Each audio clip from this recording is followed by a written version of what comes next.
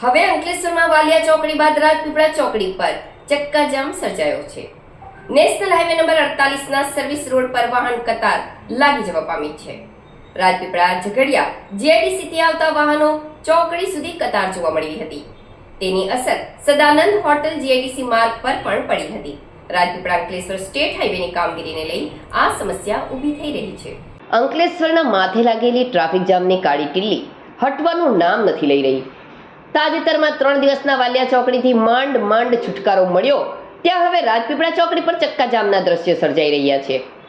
મંગળવારની વહેલી સવારથી અંકલેશ્વર રાજપીપળાને જોડતા માર્ગ પર વાહનોની કતાર જોવા મળી હતી, જે હાઈવે પર આવવા તેમજ અંકલેશ્વર જીઆઈડીસી તરફ જવા માટે લાગી હતી।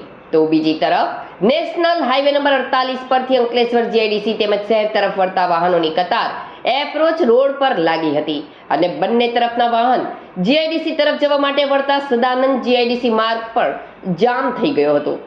એક તરફ હાઈવે પર વર્ષા હોટલ યુ ટર્ન બંધ કરતા યુ ટર્ન લેવા માટે રાજપીપળા ચોકડી તરફ આવતા વાહનોનો પણ ધસારો હતો, તો બીજી તરફ આંતરિક માર્ગ પરથી હાઈવે તેમજ રાજપીપળા તરફ અને ઝઘડિયા અને અંકલેશ્વર તરફ જીઆઈડીસીના વાહનોની કતાર લાગી હતી, જેને લઈ સખત ચક્કાજામની સ્થિતિ સર્જાઈ હતી। અંકલેશ્વર રાજપીપળાને જોડતા માર્ગ હાલ નિર્માણ પામી રહ્યો છે, જ્યાં એક તરફનો આરસીસી રોડ ટુકડે સારંગપુર બની ગયો છે, જેના જોડાણ કામ ચાલી રહ્યા છે, તો તેને સમાંતર માર્ગ વાહન અતિશય અવરજવર વધતા બિસ્માર બન્યો છે।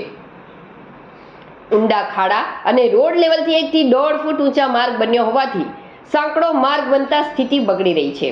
રાજપીપળા ચોકડીથી રાજપીપળા તરફ જતા માર્ગ પર ઉબડ